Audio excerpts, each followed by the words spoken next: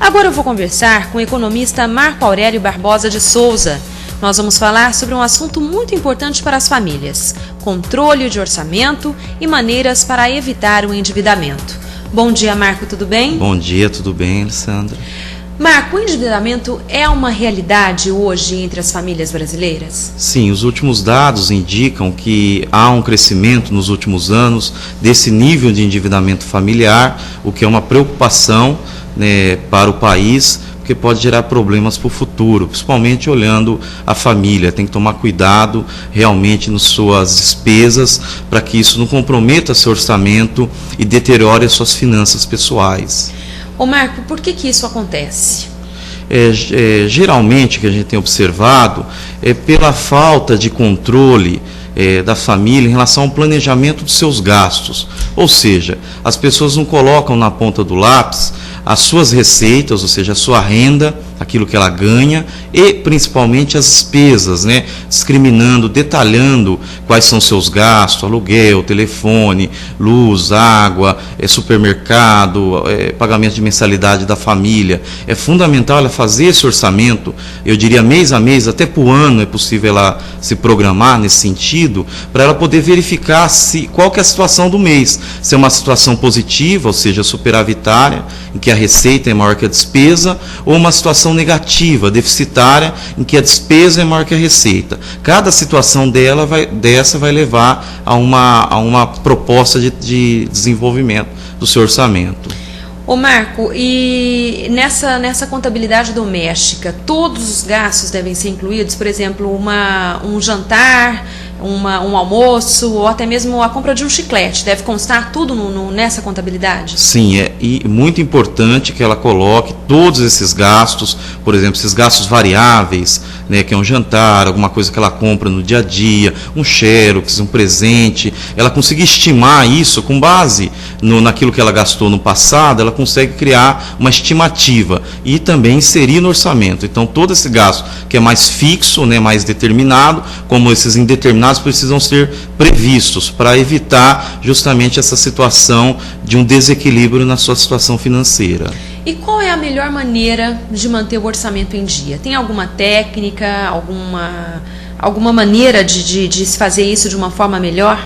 Bem, eu realmente acredito que a melhor forma é primeiro colocar todas essas despesas e receitas numa folha, seja usando o computador, ou mesmo um caderno, né, anotar isso de forma detalhada, porque isso permite visualizar a sua situação financeira e fazer uma avaliação nos meses seguintes. Eu acho que o primeiro passo é ela conseguir conhecer um pouco melhor os seus gastos, principalmente. O rendimento é mais fácil. Ô Marco, a Febraban lançou na semana passada um portal chamado Meu Bolso em Dia, em que ensina as pessoas a lidar melhor com as finanças. Você acha que é uma ferramenta importante? As pessoas podem utilizar dessa ferramenta para colocar o orçamento em dia, para aprender a lidar melhor com as próprias finanças? Sim, é um instrumento muito interessante criado aí pela Federação dos Bancos do Brasil, porque lá tem essas planilhas que a pessoa pode puxar para poder preencher, tem vídeos que mostram como economizar na hora de compra, a questão de comprar à vista ou a prazo, a questão dos juros. Então são várias ferramentas ali e informações que eu acredito que pode ajudar muito a pessoa a conseguir ter uma saúde financeira familiar mais adequada. Correto. No futuro, quais são os reflexos de uma vida financeira desordenada? Vamos dizer assim.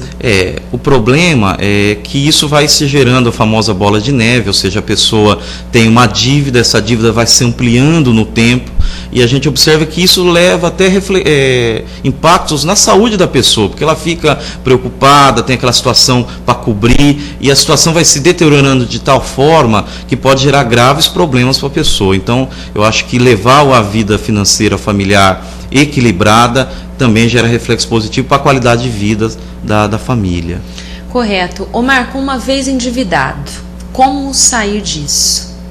É uma situação difícil, né? Teria que ser vista caso a caso, mas algumas dicas importantes. Por exemplo, né, a pessoa tem uma dívida com cheque especial, ou seja, no final do mês não conseguiu cobrir as suas despesas, ficou lá com R$1.000, por exemplo, no banco de cheque especial. O cheque especial é um item que cobra um juro muito elevado no Brasil, 8, 9, 10 ou até mais, né, por cento por mês. Então, nesse caso, por exemplo, é adequado muitas vezes a pessoa fazer um empréstimo, pagando menos juro, trocando um juro maior por um juro menor e encaixando esse empréstimo dentro desse orçamento que ela previu, para tentar depois, a partir disso, ter um equilíbrio na sua situação financeira. E tem mais alguns outros itens que teria que ser visto realmente caso a caso.